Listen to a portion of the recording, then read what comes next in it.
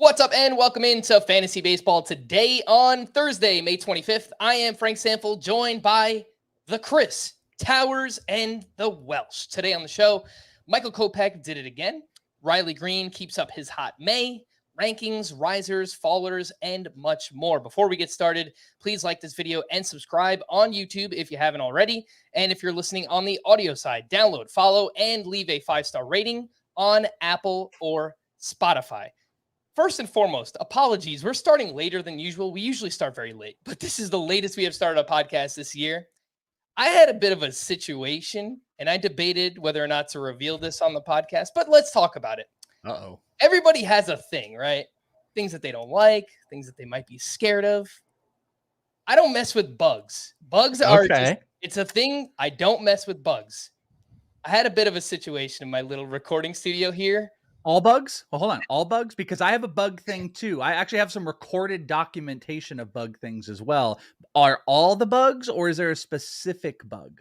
Anything that's, I don't know, bigger than your fingernail, like cockroaches, things that could fly. Just cockroaches. Don't cockroaches. Just cockroaches are horrifying. They are among the most disgusting of God's creations.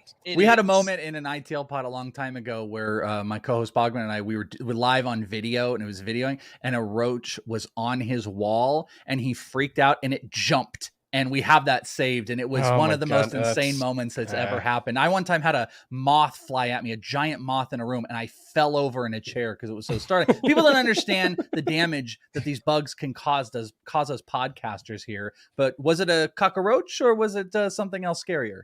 We have these things in New York, Welsh, called water bugs. They're big old suckers, and they're pretty scary. And I know exactly where it stemmed from. I had a traumatic experience when I was a kid. One flew right at me, big old sucker, and just never been the same since. And I also think the movie The Mummy, with like the bugs that would come out and like hate those, yeah. Are those like? Are you talking like a Palo Verde like? Could we have Palo Verde beetles out here? Is that what it is? Like the water bug?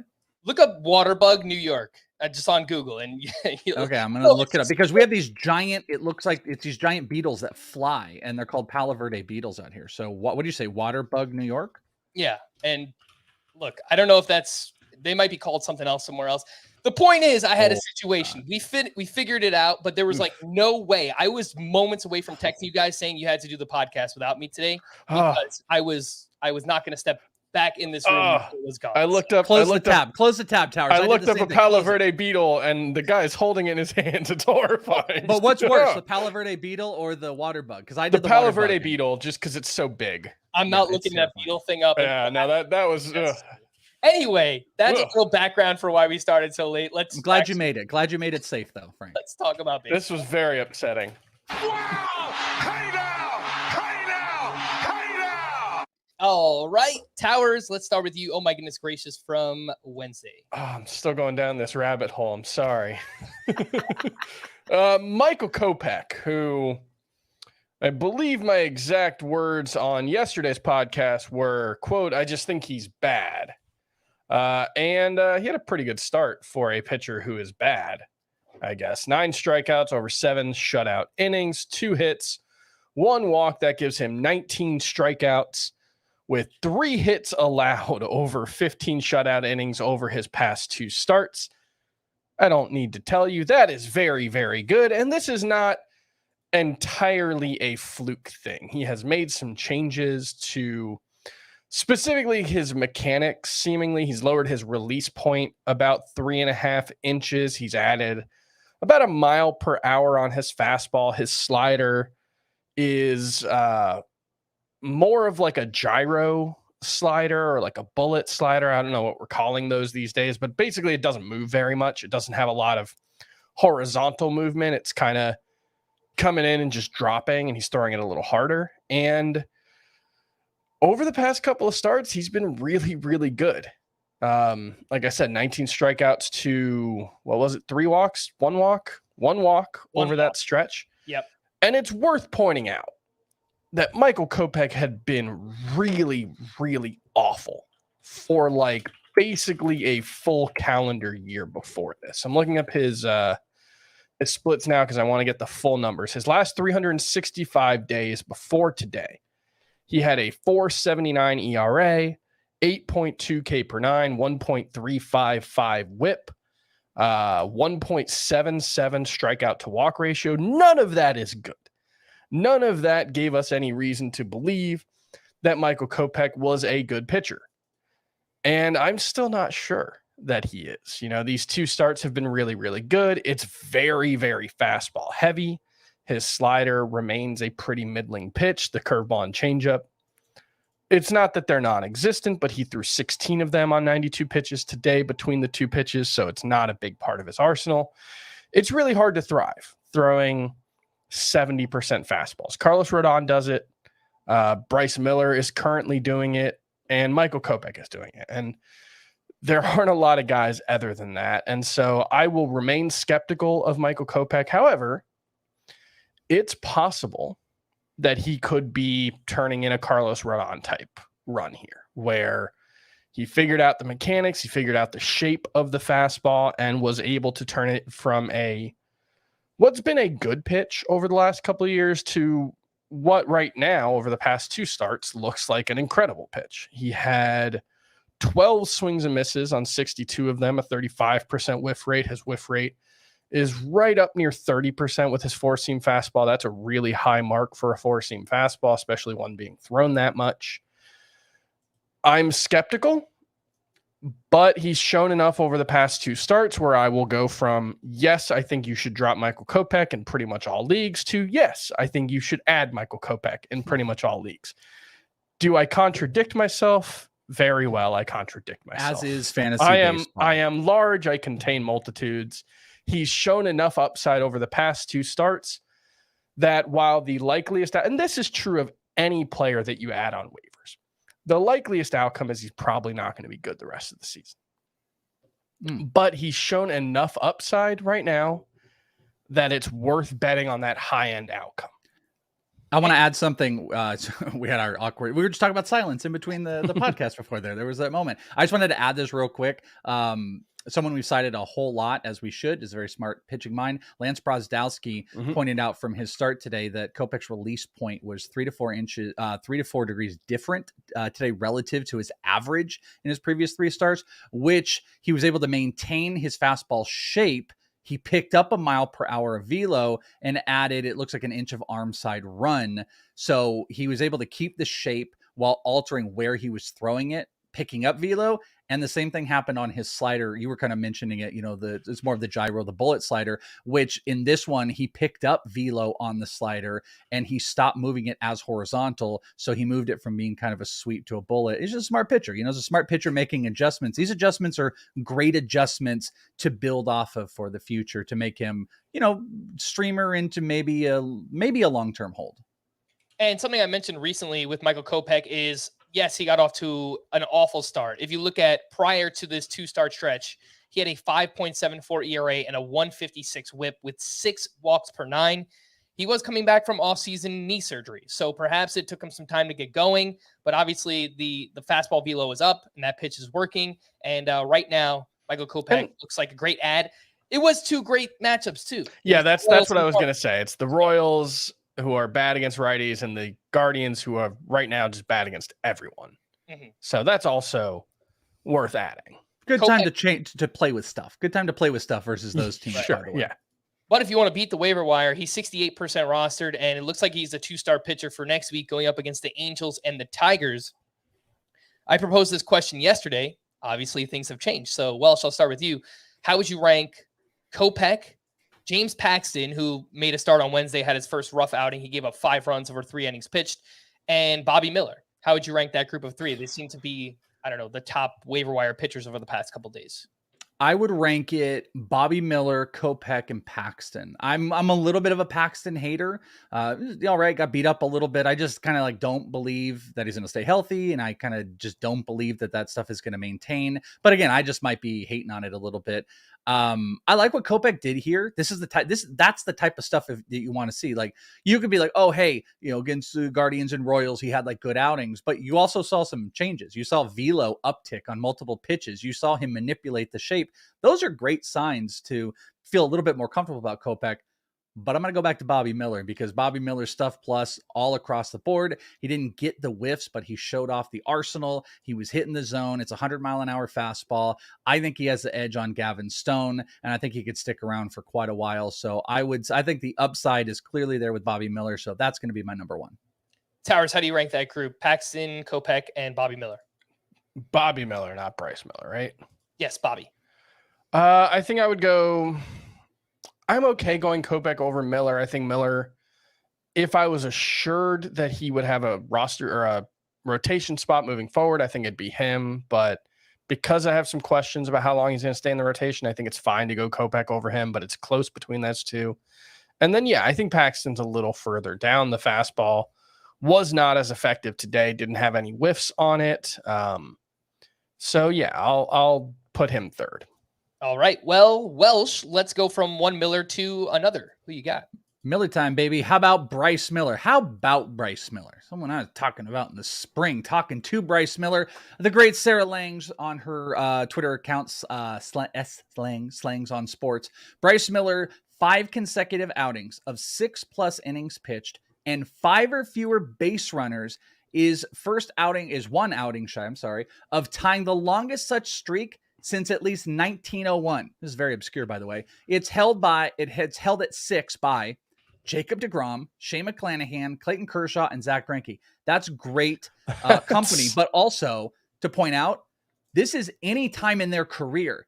This is Bryce Miller's start to his career. So think on that for just a minute. But I think he is like a unicorn. As much as I even like Bryce Miller, he's a unicorn to me in that he can be 81% fastball, which is he was in this game. 81% fastball, yet still effective. He had a 28% whiff rate on that fastball, 32% CSW.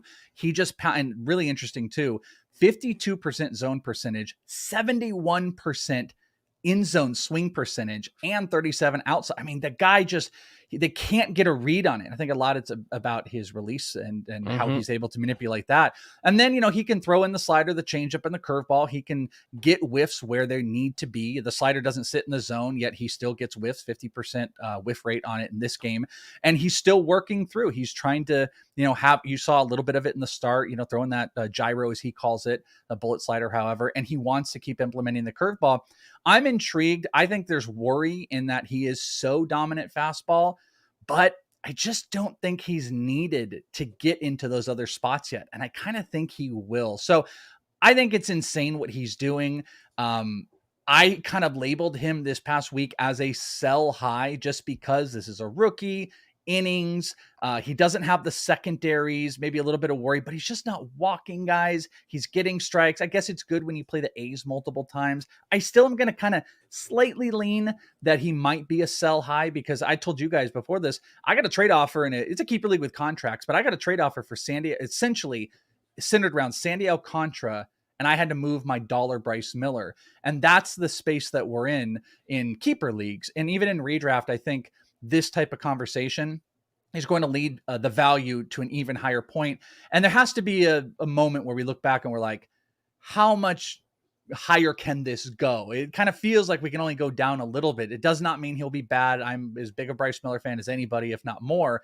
But I do think we are at a peak level where I just don't know how a rookie can live off of 80+, 75+% fastball and keep going. The league will catch up at some point, but it doesn't mean I want to jump off the board. But my goodness, how good he looks. But everybody looks good against him, of course. He's got this basically straight overhead release point. He if you watch him pitch, he gets real low. He kind of dips his left shoulder and brings the right shoulder just straight up and down. And he whips it too. And it's a very awkward. It's one of those pitches, you'll hear guys talk about it all the time where the guy makes the pitch look faster than it is. And he does that exact thing. He threw, there was one pitch. I'm trying to think who it was, Ramon Laureano or Noda. I don't know who it was, but he threw this 94-mile-an-hour fastball.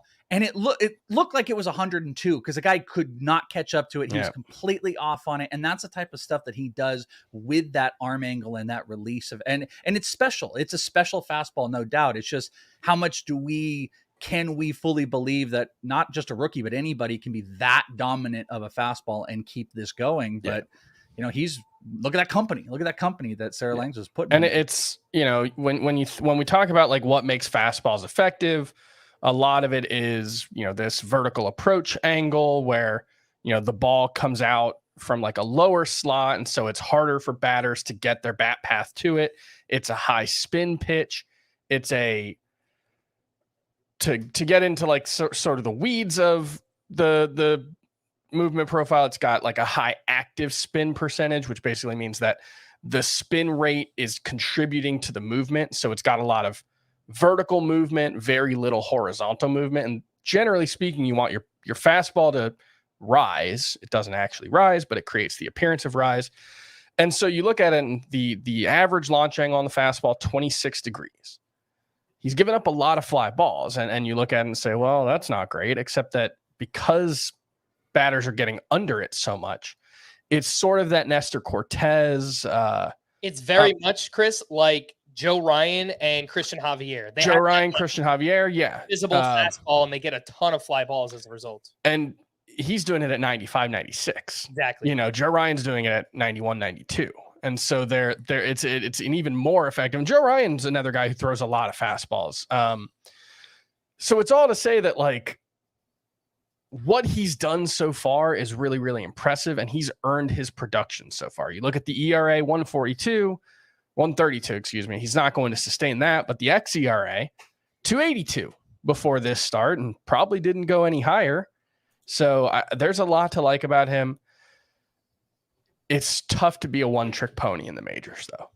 It's a really, really good trick for this pony to have. And like well said, it's possible that like he just hasn't needed the slider or the curveball or the changeup, and maybe those pitches can be weapons for him. They haven't been yet. Yeah, whiff rate on the slider, 9%. That's really low, but we're talking about a 57 pitch sample size. And to add one last thing with it, when I talked to him in spring, he was so excited to talk about the sliders because he told me, because I was just like, oh man, that slider. And he's like, I'm throwing 2 now. And I was like, oh, you're throwing 2. And he's like, yeah, my slider has adjusted to now a gyro and a sweeper. And he said he was more comfortable with his sweeper at the time. So I just want to point out, like, as of just a couple months ago, he was still learning this new side of pitching. So there is still improvement coming, and he's very excited about the curveball as well. I just don't know what that's going to look like this year. And that's why I say like, this might be this great, awesome sell high. If, there really are Sandy Alcantara type of things that are going on with a player like Bryce Miller. You might legit have Corbin Burns being thrown out there with how people are souring on that. I'm not saying it's going to happen, but those are the type of situations you entertain with a guy like Bryce Miller, Frank. Mm-hmm.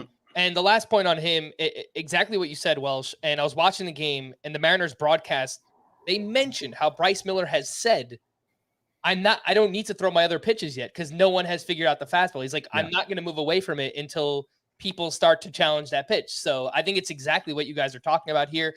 Last point on him, the 5 matchups that he's had so far: Oakland, Houston without Altuve, the Tigers, the Braves, where he did give up 3 runs over 6 innings. That was, I guess you could say, his worst start, and just faced Oakland again. So the matchups have been really kind so far to Bryce Miller. I think exactly like what we said about Nathan Eovaldi yesterday.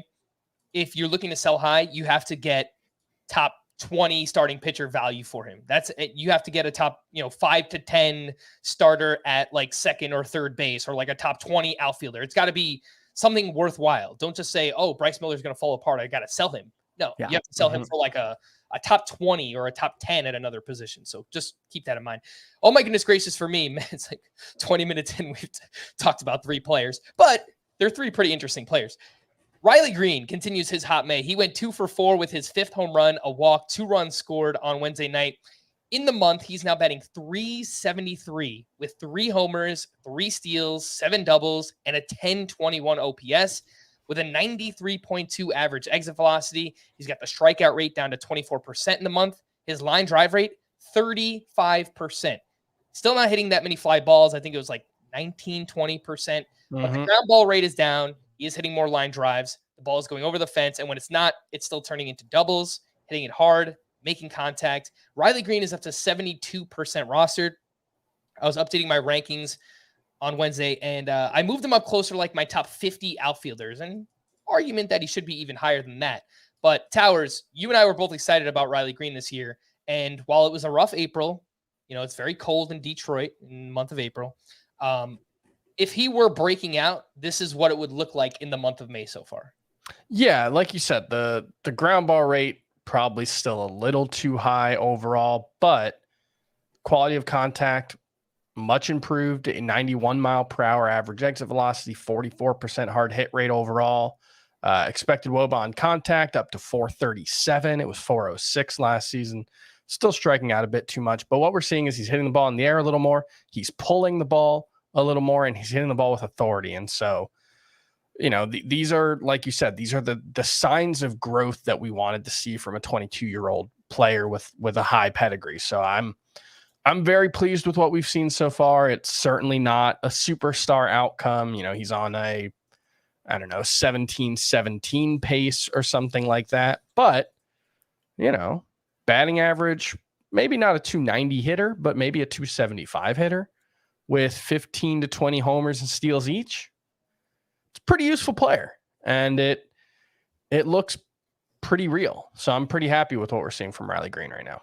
I'm looking at some roster rates on CBS right now for outfielders, and one name that stood out, mentioned this to you and Scott yesterday. Patrick Wisdom has a 50% strikeout rate in the month of May. Fine dropping him. He's still 76% rostered. Like, that's a swap that I would make. I would drop Patrick Wisdom to get Riley Greene on my team. Mitch Haniger is an interesting one. He had a slow start to the year. He was dealing with injury. He's not playing every day. He hasn't looked great so far. Welsh, would you make a swap like that? Drop Haniger for Riley Greene? I would. I told you beforehand, I was like, oh, dang, you stole this is a guy I would have picked with Riley Greene. I just happened to just perusing stats and looking over stuff and get my brain kind of going up before the episode. And I just kind of happened myself going through some leaderboard stuff on Riley Greene. In the month of May, he's a top 10 WRC plus at outfield, and he's got the 11th best WAR of any position player in the month of May. And I think he is, you could look and you could say, oh, he's overperforming, but I think he's just clicking in. And this is a move I want to make. I actually think Riley Greene is moving, like when you said top 50 outfielder, it feels higher to me. Like, I think those line drives are going to continue to move up. I really think he's got a shot at 20 this year. I think he's got a shot to be a 2015 guy as he's clicking in. To remember, the other thing I was telling you off air was, like, it's so funny, the prospect realm, the non-linear path it takes for prospect development and stuff. And we kind of forget, like, this also sometimes has to happen at the major league level. And guys like Kelnick have clicked this year. Riley Greene, both very similar high school products, by the way, two of the better high school contact bats when they came into the minors, and both kind of COVID babies, if you will, as far as development. Important times between like minors and majors development happened during that time when things were lost. And maybe there are just some of these guys that got stunted at really important times. It's not one for one, because Joe Adell is still in AAA and striking out a gajillion times. But guys like Riley Greene and Jared Kelnick, who were both known as good contact hitters, are starting to click. I just believe in Riley Greene. I love the month. I think it's putting him in a really positive direction, and he can be hitting, 2-3 for this team for the rest of the year. I think he's just kind of like a silent fantasy assassin, really. And I want to pick him up at any cost I can. So guys like Mitch Haniger, Patrick Wisdom, absolutely. I'm jumping off. Here's one. What about Andrew Vaughn? He's been awful in May. 614 OPS. Wasn't great in April. 787 OPS. He's like kind of the same guy he was last year, and I was hoping he was going to take a step forward. We haven't seen it from him yet. The team also has got to find some playing time for Jake Berger, who's been phenomenal with Eloy Jimenez out. You could think, what if that eats in just like a tiny bit? That's a tough. I might go Riley Greene. I might be a little reactionary, but I'm kind of a Riley Greene guy. I might be willing to make that move. I hate to give up on Vaughn, because that's also one of those contact type of hitters who doesn't really put up big power. But I don't know. I think at the end of the year, Riley Greene statistically might just easily look better than Vaughn. So I think I can make that move. Yeah, I don't have it. It's not ranked that way on the site. I just did that. Yeah. I just made the move. In a categories league, I think you could do it. In a points league, I still think I would take Andrew Vaughn. It's still a better team context, better ballpark to hit in. So yeah, it depends on the format, I think, but that is a really close question. A few other names that are over 80% rostered, like Taylor Ward. I'd be all right dropping him. Yeah, I think so. And Jeff McNeil, who has second base and outfield eligibility, he's 93% rostered. Just really not doing much so far this year, I'd make that swap as well. So Riley Greene is 72% rostered. Go out and add him in your shallower leagues. Or if you play in a deeper league, just kind of try and buy high right now because the overall numbers don't look great yet, but the month of May has been really, really BABIP's a little high. BABIP's a little high, but you know Mhm. what? He's been hitting righties really well. 299 against righties this year, which I think is a really good sign. So he'll regress a tiny bit, but it doesn't mean it can't, like I said, doesn't mean it can't get 2015.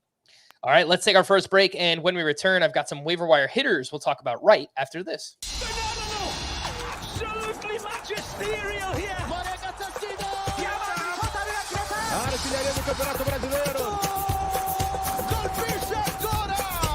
Golazo! Welcome back, and a quick reminder to follow us on TikTok if you'd like to dabble there. TikTok.com/@FBTPod, or if you just go on the app, you search @FBTPod. We usually take short clips, less than a minute, and we throw some highlights over it about all different types of conversations. I put up one just yesterday about Bobby Miller and his debut. So again, you can follow us on TikTok @FBTPod. Let's get into some waiver wire hitters. And we spoke about Matt McClain yesterday. Hopefully you listened. He was still around like 50% rostered, and it doesn't matter what format. The guy is back-to-back days with a home run now, 3 hard hits in this game, 2 for 5 with a double, 2 runs, and an RBI. Quietly, Bryson Stott has played really well this year. 3 for 5 with a run scored, and he's batting .291 with 5 homers, 5 steals. Actually ranks higher than his teammate Trey Turner so far, regardless of format, head-to-head points and roto. It's just kind of crazy. Welsh, who would you rather have, Matt McClain or Bryson Stott? Oh, that's a really, really good one. It's funny too. You can't make the argument of like, hey, Bryson Stott, well, they like to lead him off. Well, Matt McClain's been hitting 2 a whole bunch for this team, so they like to play both of these guys. Oh, you're putting me in a tough spot here. I kind of feel like I sometimes get back to that whole upside game where it's like, well, I think Matt McClain's upside is a little bit there, but you know what? I'm going to go with Bryson Stott, and this might be against my better judgment here. XBA, hey, plays a little bit closer to the batting average, which I like. His batting average 283. That's kind of maintaining. I'd like the hard hit to get a little bit up there, and I'd like him to start barreling up. But I just think the opportunity in that Phillies lineup hitting higher. I do think as much as like McClain has a path, there's always that little chance if the struggles do come in that Ellie could take over. There's a lot of middle infielders that are going to be playing for spots. I think this is razor thin. I'm not going to kill you if you go Matt McClain over, but I think I might lean Bryson Stott. In slightly deeper leagues, if you need a middle infielder, Adam Frazier also quietly having a solid season. He went 1 for 4 with a 3-run homer, lefty on lefty. He hit it off Nestor Cortez. He is batting .255 with 6 homers and 6 steals. So nice little power speed so far from Frazier. And Zach Neto had a big game. He went 3 for 3, including his 3rd home run. It was a 3-run shot, which came off of James Paxton. He's 28% rostered. Towers, who would you rather have between Adam Frazier, who has second base and outfield eligibility, or Zach Neto? I mean, maybe you need one of these 2 guys as like an injury replacement, in which case I might lean Frazier, but generally speaking, the range of player that you're in, I'm aiming for upside, and I think Zach Neto's the upside play here. So I'd go with him over Adam Frazier. A name that has quietly put together a strong month is Spencer Steer, who had 4 hits on Wednesday, including 2 runs and 2 RBI, and now is batting .294 with 4 homers, 12 runs, 13 RBI, and an .861 OPS in the month. And the fly ball rate is up. It's up to 49% compared to 41% for April. He's hitting the ball decently hard, not blowing you away or anything. 36% rostered is Spencer Steer, first base and third base eligibility. I think it's more of a deeper league play for now. In much deeper leagues, wow, the Twins actually let Edward Julian get a plate appearance today. That's great. He went 1 for 3 with a walk, and his 3rd home run. Seems to be in a very strict platoon right now, only playing against right-handed pitching. Willie Castro, his teammate, went 2 for 3 with 2 steals, and also in the month of May, quiet for him, but 283 batting average, 1 homer, 6 steals, and a 724 OPS. Owen Miller, I brought up the name yesterday. I feel like we just kind of like breezed past it, but the guy just keeps hitting homers. I don't know how, but it's happening. 1 for 3 with his 4th homer. He was batting cleanup for the Brewers on Wednesday. Now batting .346 with 4 homers, 5 steals, a .915 OPS. Makes a ton of contact, but it's not very good contact. His average exit velocity is in the 1st percentile in baseball. Welsh, we're talking very deep leagues here. I know you like Edouard Julien, but is he going to stick around? Is he going to play enough? Willie Castro, his teammate, and Owen Miller out there with the Brewers. Yeah, I'm not. I mean, obviously, like Edouard Julien is the most fun of all of these guys.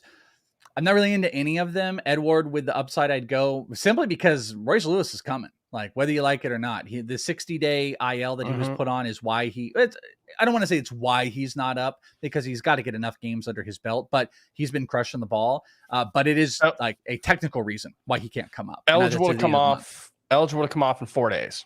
Yeah. So right towards the end of the month, he can come up. So like if you look at like two players on the same team that occupy a spot where they might want Royce Lewis to be coming back up, I don't really dive into either one of them, but Edouard Julien would be the guy. Fun streamy pickup for Owen Miller and Castro, but there's no longevity for me. Willie Castro is one of those guys that like, he's going to like it might not happen this year. It might not happen next year.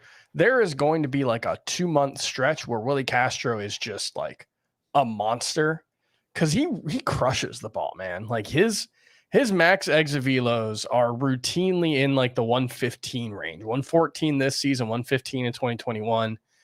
He strikes out too much. He doesn't maximize the contact that he makes. All that stuff but he's kind of fun. And I think he's quadruple eligible in CBS fantasy leagues. So, you know, and in a really deep league, there's some appeal there. Willie Castro would be Christopher Morel if he was like really good and he could work out and be consistent. Like he's Walmart Christopher Morel. Royce Lewis, by the way, I'm looking at his games played so far this season in the minors: 4 at shortstop, 4 at third base. I know they've been playing Kyle Farmer at third. There was an interesting note about Carlos Correa might actually be dealing with a somewhat serious injury. He's dealing with a muscle strain in the arch of his left foot, in addition to plantar fasciitis in his heel. Jeez. And when asked about the IL, manager Rocco Baldelli said, quote, "I think we get to Friday and some of our decisions might be made for us." So if Correa has to go on the IL, maybe that allows Royce Lewis and Edouard Julien to play together. They got Kyle Farmer on that team too. So lots of moving parts, but at least for the short term, it seems like Edouard Julien will be sticking around with the Minnesota Twins. Let's talk about a few waiver wire pitchers. We talked about Michael Kopech earlier and James Paxton, Bobby Miller. I think those are the obvious candidates right now. A few higher floor options. I don't know that there's any kind of crazy upside with this group, but Tyler Anderson turned in a quality start against the Red Sox. He went 6 innings, 1 run, 3 strikeouts in that one. Zach Greinke has pitched well over his last 5 starts. He's got a 2.73 ERA, a .87 whip, well below a strikeout per inning. No surprise there. Adrian Hauser, another strong start up against the Astros. Again, not really sure how it's going on right now, but 5 1/3 shutout with 3 strikeouts for him. And Ben Lively has made 2 starts. Both have been very strong. He was up against the Cardinals in Great American Ballpark. Obviously, the Cardinals are a buzzsaw right now, and he went out there 6 innings, 2 runs, 8 strikeouts with 14 swinging strikes. Towers, I'll throw this one your way. Any thoughts here on Ben Lively, Adrian Hauser, Zach Greinke, and Tyler Anderson? Lively, the couple of starts that he's made have been pretty impressive. The 8 strikeouts in each. I don't know how much is there. It's a very fastball heavy approach. It's not necessarily like a high velocity fastball. You average 91.2 with it. He's getting pretty good whiffs, especially with the slider today, 7 on 22 pitches. My sense is that there's nothing here. I mean, this is a guy who hasn't pitched in the majors since 2019. I think he's 31 years old. He hasn't pitched well in the majors really ever. So my sense is that there's not really anything there, but it's, in deeper leagues, I suppose he's worth a look. Mm-hmm. He's kind of one of these like KBO reclamation projects. He went to the KBO in 2020 and 2021. And then he pitched in the minors all of last year, now getting a chance to start for the Reds. Again, that's Ben Lively. I want to point out the slider. You mentioned 7 whiffs, a 55% CSW on that pitch on Wednesday. And entering this start, he had not allowed a single hit on his slider, and it had a 53% whiff rate. So he doesn't throw hard, but that slider might actually be a really, really good pitch for Ben Lively. Can I throw out another pitcher who probably belongs in this group? What do you got? Didn't necessarily have a super great start. Matthew Boyd. Gave up 1 run in 4 2/3 innings. I don't know what his roster rate is, actually. I assume it's in the range of these guys, if not, lower than some of them. But the reason I want to talk about him is because I just saw a tweet from our friend Nick Pollock. It was, about 3 minutes ago, because he's a night owl too. And he threw his slider 35 times today. He was throwing it harder, 2.2 miles per hour with a change in the vertical and horizontal movement profile. Got 10 whiffs with it, 6 strikeouts overall in 4 2/3 innings. I've been very skeptical of the times that we've talked about Matthew Boyd on this program, and I will remain so. But this was a pretty interesting start with the kind of reworked slider, and just want to see where it goes from here. Matthew Boyd is 26% rostered. So yeah, he would fit into this group here. If you play in a points league and you're just kind of desperate for a relief pitcher, he is SPARP eligible, and looks like he's in line for 2 starts next week against Texas and the White Sox. So kind of tough matchups. The Rangers are, they've been great against everybody this year. I'm sure they are great against lefties as well.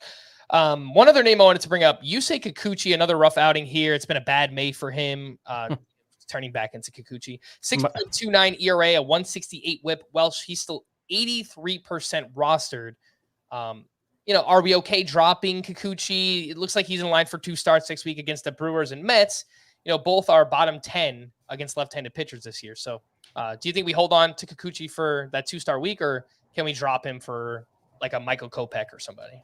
Oh yeah. I was about to say, like, context would be important here. Like, if there's just nothing really sitting out there, it's only like, mid streamy type of guys. I don't know. Maybe I'm not enamored with Kikuchi. I don't think he's a must own. I think that ownership is going to be dramatically different in that 7-day window, which you guys can check out. It's a great tool, by the way. It might be one of the best of all the sites. Is the add and drop window. It's the most active that CBS has. When you want to go check that out, he will be on probably the top 10 on the most dropped.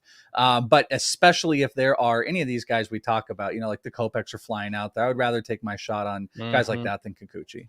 Yeah, my buddy, my childhood friend Xavier, he's a Blue Jays fan. I saw him tweet earlier today, could Kikuchi stop giving up home runs, please? And it's like, well, I got some bad news about the Yusei Kikuchi experience, because there's one thing that guy does. Give up home runs. Yep. So next week, Welsh, remind me, we'll do Pete Alonso home run props against Yusei Kikuchi. Man. I hate to do it. I actually bet against him today. My 2 bet, I had team total runs for the Rays, and I had in another place over 2.5 earned runs on Kikuchi. And I had a horrible day the day before. I was perfect today, and Kikuchi was to thank for a couple of those.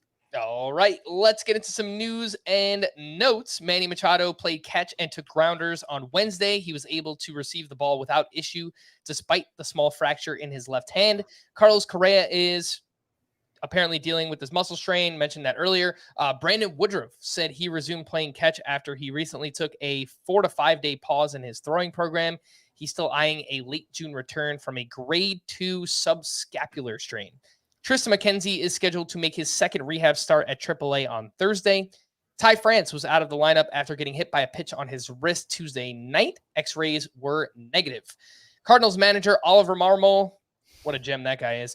He said Matthew Liberatore will start Friday in Cleveland. And in case you were wondering, Steven Matz got destroyed. He allowed 6 earned runs on 11 hits over 4 innings pitched on Wednesday night.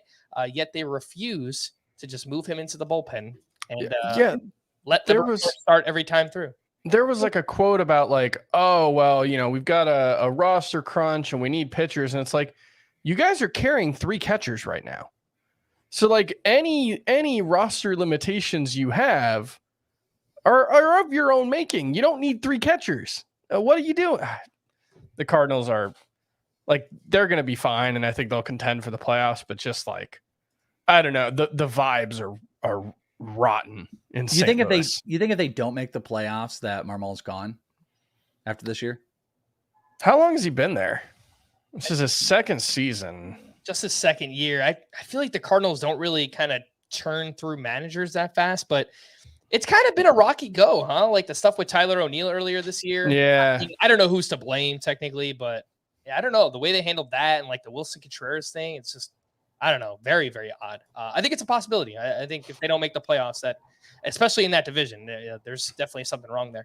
Giancarlo Stanton will undergo imaging Thursday, and if it comes back favorably, could begin a rehab assignment this weekend. He's been on the IL since mid-April with a strained hamstring.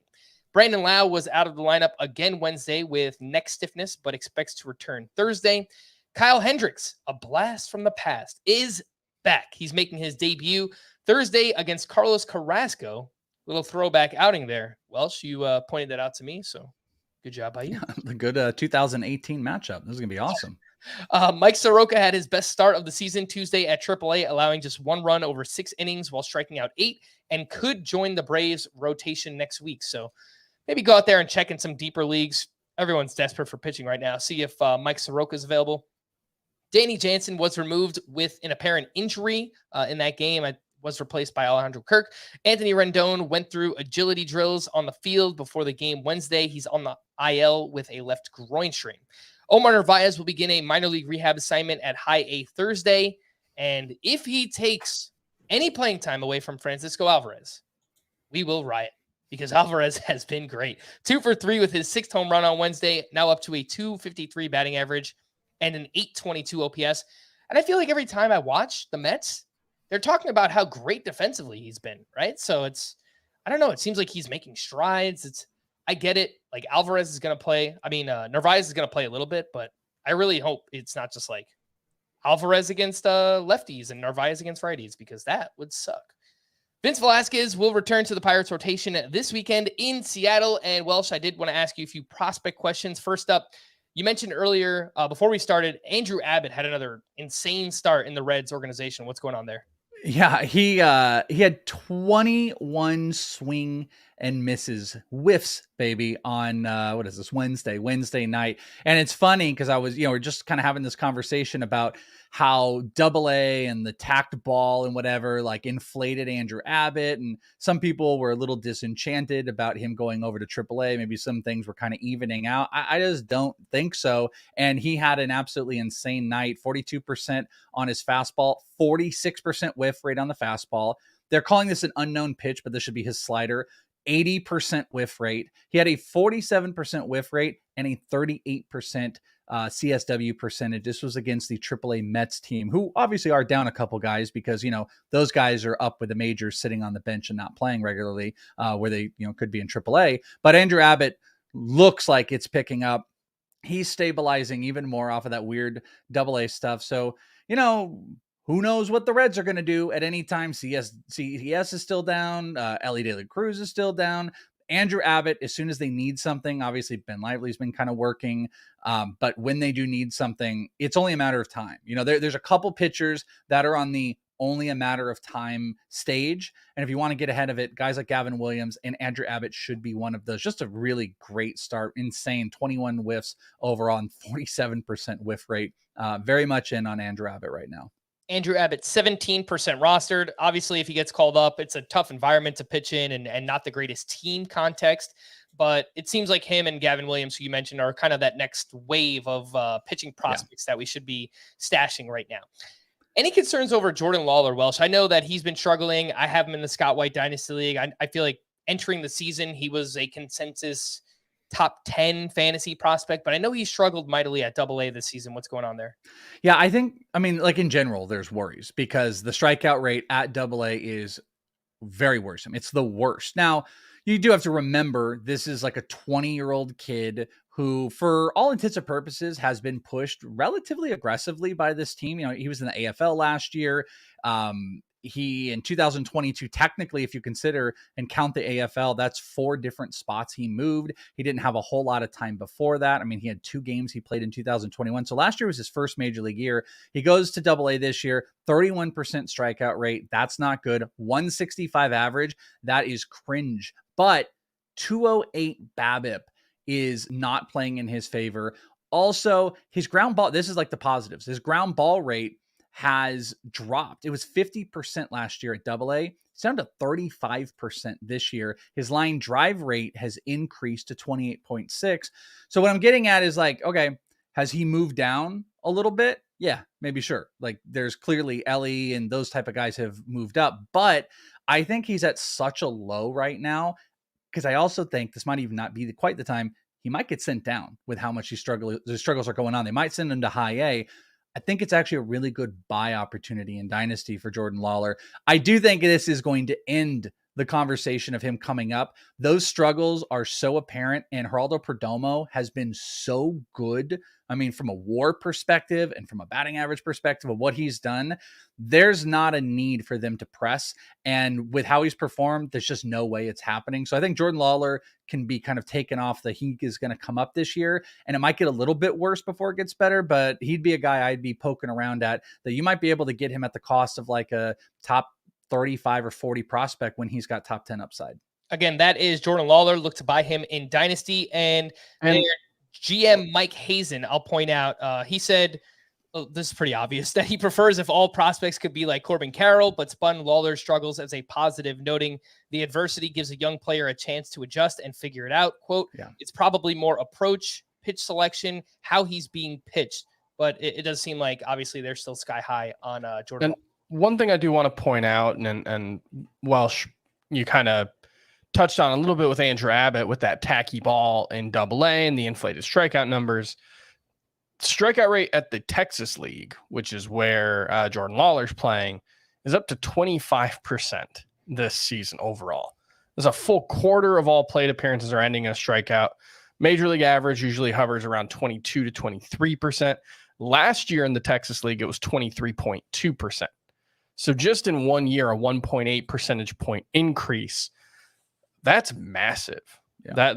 That tacky ball is seemingly having a big impact. So yeah, and you know what's that's another thing to keep in mind. Like I pointed this out. He could maybe, I don't really think he is, but he could be a guy you might want to keep on your radar. Is AJ Smith-Shawver with the Braves.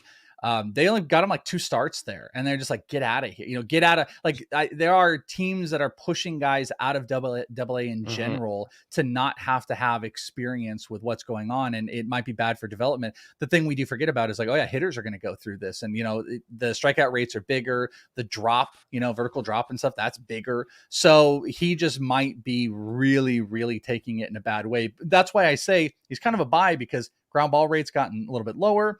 The line drive rate's gotten a little bit higher. BABIP's not working in his favor. He can hit for power. He can definitely run, but it's messy right now. So I think his outlook looks worse than what the long-term is going to be. And I think he's kind of a cool buy. Again, that is Jordan Lawler. Let's take our final break. And when we return, I've got some rankings, risers, and fallers we'll talk about right after this. In 3, 2, 1. How you doing? Run, Forrest! Run, Ernie. So fetch. Life moves pretty fast. If you don't stop and look around once in a while, you could miss it. Let's get into a few rankings risers. First and foremost, Zach Gallen had a solid start at the Phillies, 5 2/3, 2 runs allowed, only 3 strikeouts. And last 2 starts have been a little bit weird. The last one against the Pirates, his worst start of the year, but just 5 strikeouts to 6 walks during that time. It's weird because I'm kind of talking down Zach Gallen, but I'm about to tell you how much I moved him up, because his K to walk ratio and really everything, his swinging strike rate, throwing his curveball more this year, that has resulted in a career year so far for Zach Gallen. I have moved him up to SP5 in my rankings, just ahead of Kevin Gausman, Zach Wheeler, Corbin Burns. I think he's earned that. And Joe Ryan, another name here. He was up against the Giants, kind of a pedestrian start as well. 5 innings, 1 run, 4 strikeouts. 8 swinging strikes was actually a season low for him in this one, but still a 2.21 ERA, a .95 whip, well over a strikeout per inning. Great walk numbers as well. And I got Joe Ryan up to SP20 in the rankings. But man, you could argue he should be higher because, I have him behind Shane Bieber, who we all know I'm skeptical of. Yu Darvish has been like okay.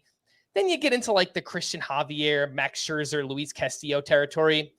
I don't think that I could realistically move Joe Ryan ahead of those names, but Well, so it kind of seems like you want to.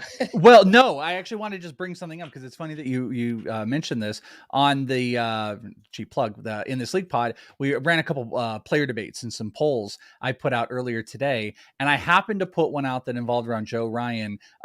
It's got like 500 votes or something like that, and I asked, who would you rather have rest of season, Joe Ryan or Corbin Burns? And, the Corbin Burns stuff has led to, a lot of concerns, a lot of people. So I'm just curious, who would you guys rather have at this point? I don't know what your rank looks like. You moved Joe Ryan up to 20. I'm going to guess Corbin Burns is still higher, but would you rather have Joe Ryan or Corbin Burns? I would still rather have Burns. I have him at SP 8 overall. So he's still inside my top 10. I have lowered. He was inside my top 5. I dropped him down a little bit. I think he's just been a little bit unlucky so far. There's no doubting how great the numbers for Joe Ryan have been, but given the track record of Corbin Burns, I kind of give him the benefit of the doubt still. So I'll take Burns there. Towers, any different or?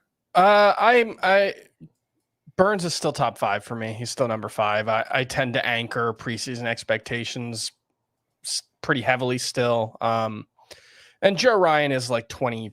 He was 26 last time I updated the rankings. I could move him up a couple more spots, but I have Dylan Cease at 22. I think I'd still rather have Cease than Ryan, despite Cease's struggles. So I think that's probably around the ceiling right now. But I mean, look, he's been awesome. We're talking about a guy who has now pitched 234 innings at the major league level with a 3.26 ERA, a 1.03 WHIP, 251 strikeouts. So like, this is not just a 1-year flash in the pan of him being good. He's never pitched at this level, and I don't think he's going to sustain a 30% strikeout rate. That's elite. It's really hard to do when you throw, oh gosh.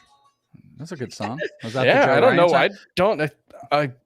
Sorry, my Siri on my Apple Watch must have it got triggered. Well, that's saying something and decided to play Rumors. I don't know what's going on there, but 54.4%, small sample size, pick Joe Ryan over Corbin Burns. That's on my line. You tweeted out, might be different, get more votes, but just pointing out 54.4% rest of season on this poll, whatever you consider that is, wanted Joe Ryan. So you could look at that as great buy opportunity for Burns, maybe a sell opportunity for Joe Ryan, however you want. But I thought it was interesting that the percentage went in favor of Ryan over Burns. Who would you rather have, Welsh?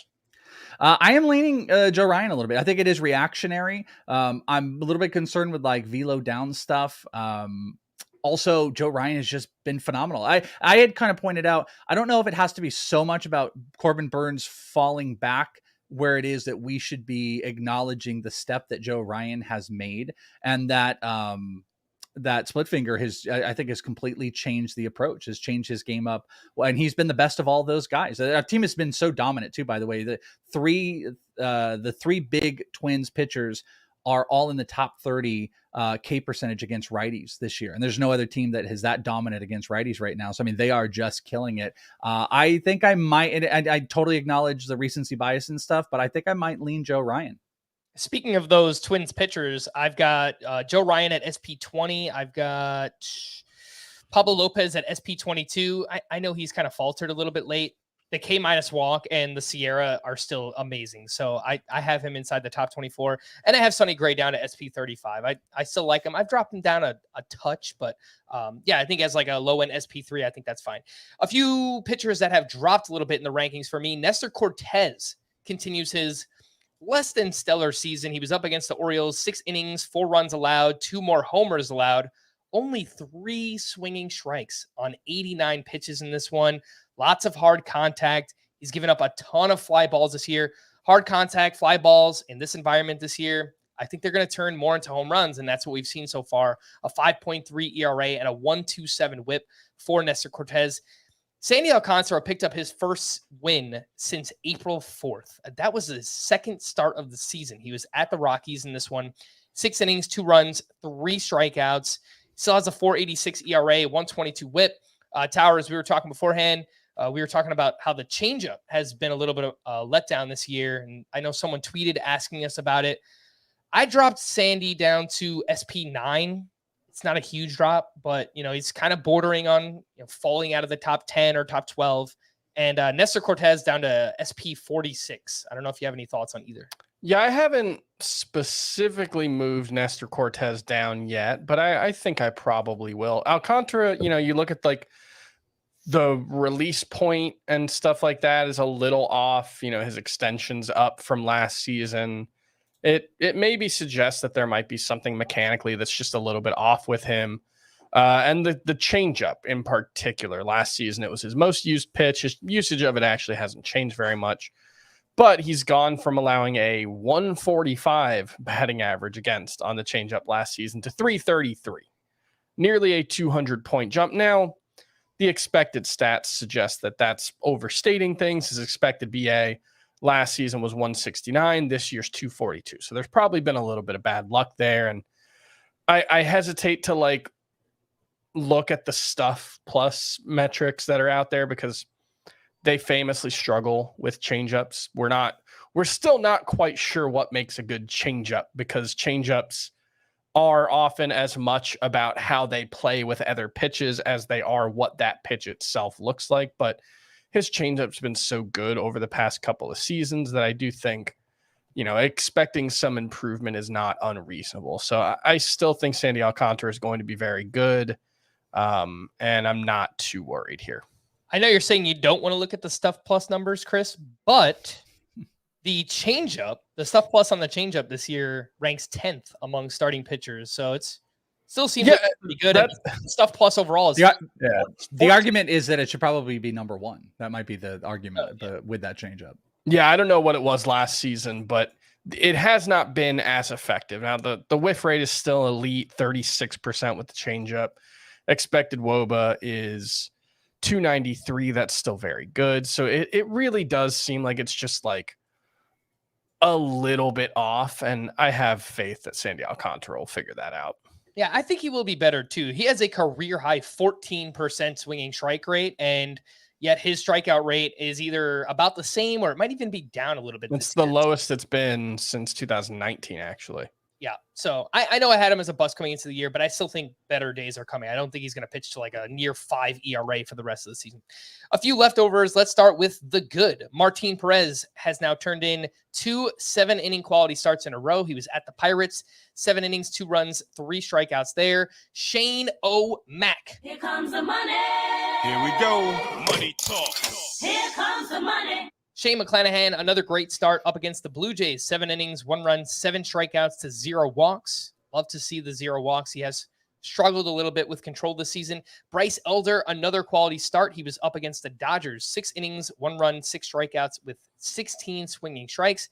And Marcus Stroman will have his revenge against the Mets. 8 innings, 2 runs, 3 strikeouts.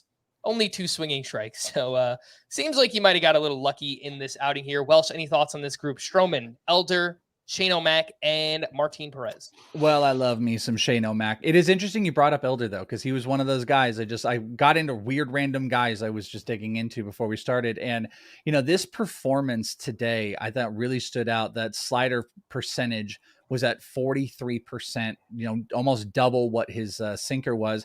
But the thing that really stood out to me was the zone percentage. He was able to get that inside the zone, that slider at a 51% rate, which, I'm just bringing it up to be like, I think it's fascinating that this is the type of guy with this pitch when you can pitch it in zone, and you can, like, that was like Brendan Pfaadt's big issue, like just going everywhere. It's low zone percentage, one of the worst in baseball. Like, he can live off of the slider because he can throw it at any spot he wants, and he can absolutely pump in that sinker. He can get you with that changeup. He had in this last start a 33% whiff rate, a 33% CSW, and the slider had 12 whiffs. It was a 50% rate. So that's a number 1 pitch. And it's just like a long line of like, where do we see some of the best success stories? Hunter Greene last year throwing more. It's different, of course, with a 100-mile-an-hour fastball, but throwing more sliders. Oviedo has done that this year. Dre Jameson, his best start of the year was when he was dominant, or his best performance was when he was dominant slider. It's when you can throw that slider for strikes, it is such a game changer. And Bryce Elder never really popped off on anything, but he came out with 16 swing and whiffs in this start against the Dodgers, and it is thanks to how dominant that slider has been. So I'm really turning a corner where I was very dismissive of Elder. I'm in. I'm in if he can keep pitching like this. It's like Oviedo on the Braves. Like, that's kind of how I look at it. Yeah. And for Bryce Elder coming into the start, that slider had a 132 batting average against and a 30% whiff rate. The whiff rate, it's not like the best sliders in the game, but he is throwing it more. It's his most used pitch, and that batting average against is obviously really, really good. The bad pitchers, the leftovers here. Kodai Senga, wild once again at the Cubs, 5 innings, 3 runs, 5 walks to 6 strikeouts.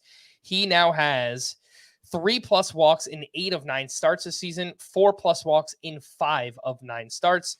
And Tyler Wells allowed a season high 5 runs at the Yankees, 3 homers allowed. He does give up a ton of fly balls.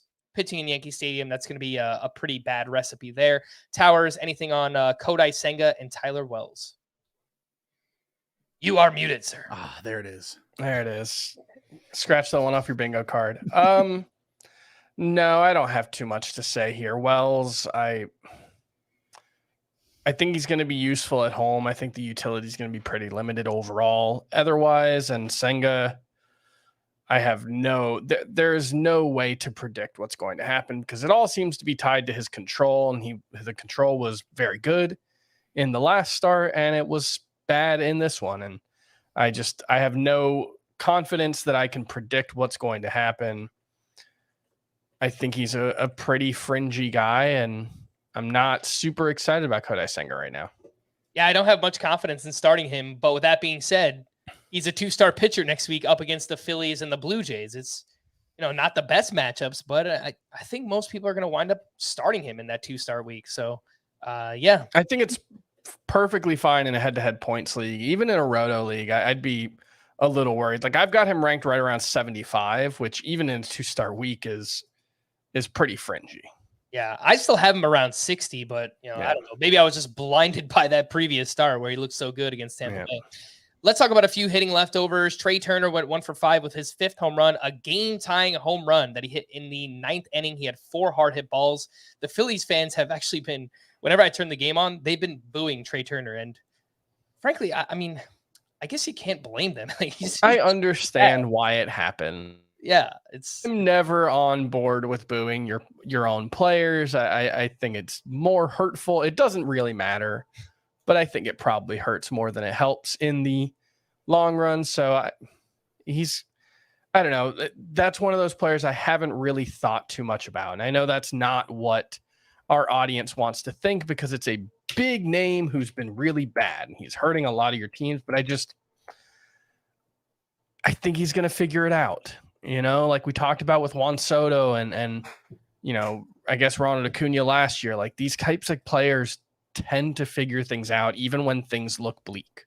You can also thank me. We ran a poll today of Trey Turner versus Bobby Witt Jr., where people were at. And literally, like within 10 minutes of doing it, Trey Turner hit that homer. So just like know that, I did this. That's a reasonable discussion. Like, I'm not saying I haven't moved Trey Turner down at all. I still keep overall rankings, and he's down to like 20-ish. I've got Bobby Witt at 23. So, like, I think you could make a case for Bobby Witt over him, but it's also like, as bad as things have been for Trey Turner, we know his upside is arguably the best player in fantasy. And I don't see much reason to think that at 29, he just lost it, even though I recognize the underlying numbers are bad. Someone asked me today on Twitter, give me something to feel positive about with Trey Turner. It was something like that, or say something nice about Trey Turner.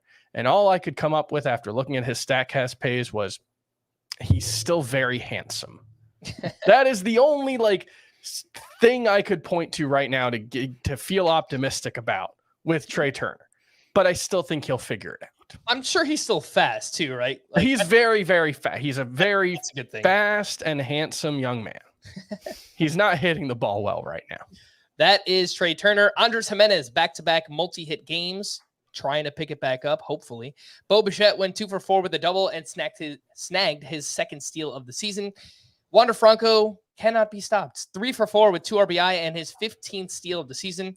Only 64th percentile in sprint speed, but he is so aggressive. 20-40 pace. That's unbelievable. Mm-hmm. It's great. Like, if the season ended today, he's, I don't know, like a top 2-round player next year at the least, right? It's pretty crazy stuff. Oh, this should have been in waiver wire. But Jose Siri went 2 for 3 with his 8th home run. And over his last 13 games, he's hitting .267 with 6 homers and a steal. He's a deeper league ad. He's 14% rostered. If you play in a daily lineup category league, I feel like Jose Siri is a pretty good player to have in that format. Mookie Betts went 2 for 5 with his 11th homer. Gleyber Torres, 2 for 4 with a double dong. Jorge Soler does it again in Coors Field, 2 for 4 with his 14th home run. Mike Trout and Shohei Ohtani homered in the same game. It was the 12th home run for each of them. And 2 names we've talked about a lot recently. Elias Diaz, another homer. He's enjoying a nice series at home there against the Marlins. And Marcell Ozuna is just on one of those runs right now. So if you play in, I don't know, a 5 outfielder league, or even if just somewhere you want to ride the hot hand, like when Ozuna gets going, he kind of just gets on one of these runs, and yeah, he can just smash a bunch of home runs. A few bullpen updates for the Rangers. Will Smith picked up his 9th save of the season. For the Diamondbacks, Andrew Chafin and Miguel Castro were unavailable. Jose Ruiz entered in the 9th with a 2-run lead, gave up that 2-run homer to Trey Turner. For Tampa Bay, Jason Adam entered in the 8th with a 5-1 lead and gave up 2 runs on a walk and 3 hits. Pete Fairbanks then pitched in the 9th with a 4-run lead, and it seems like Fairbanks is back ahead of Jason Adam in terms of the pecking order. For the Nationals, Hunter Harvey entered with 2 outs in the 7th inning to face the top of the Padres lineup. He recorded the next 4 outs. Kyle Finnegan pitched the 9th inning for his 10th save, and they've been mixing and matching recently. The overall numbers for Kyle Finnegan have been pretty bad this year. For the Cubs, Mark Leiter Jr. pitched a clean 9th for his 2nd save, and I guess he's the leader right now, but Adbert Alzolay has pitched well, and I think Jeremiah Estrada is a name to watch there as well. For Baltimore, Felix Bautista walked 1 but struck out 2 for his 12th save, and for the Tigers, Alex Lang picked up his 9th save of the season. Both he and Will Smith are right around 70% rostered. Welsh, who would you rather have if you need saves, Alex Lang or Will Smith? I'm going to go with Will Smith. I think they've turned the corner. They're officially handing it over. It's better team context, way more opportunities. So yes, Will Smith for me. To stream or not to stream, let's start with Thursday. And yesterday, I think we said JP Sears at the Mariners. And that's probably the most interesting one. I wish that Braxton Garrett start was versus Colorado and not at Colorado, because I'd be very excited. That's what I was staring at. That's what I was doing while we were talking. I was looking at Braxton Garrett and I was like, boy, I want to say him. He's got I think it's the one really, really bad start. I'm trying to look up the game log. Since then, he's been really good though, Chris. I think if you take that one start out, and that's always cheap, but the 11 earned runs in 4 1/3 innings, if you take that out, he's got a 2.50 ERA or something. He's been actually quite good. Yeah, that is Braxton Garrett. On Friday, I think Liberatore at the Guardians is fine. The Brewers are really bad against lefties, so I think Alex Wood is in play. Oh, Reed Detmers against the Marlins. That's great. And Louis Varland versus Toronto. I don't love the matchup, but I think he's pretty good. Schuster's coming off a good start too, and the Phillies haven't been great against lefties. Friday's a good day. I think Detmers, Liberatore, and Alex Wood are probably my favorites, but Varland and Schuster are okay too. Agree with that. Agreed. All right, we're going to wrap there for Towers and the Welsh. I am Frank. Thanks as always for tuning in to Fantasy Baseball today. Please make sure to follow and leave a 5-star rating on Apple or Spotify. We'll be back again tomorrow. Bye-bye. Peace.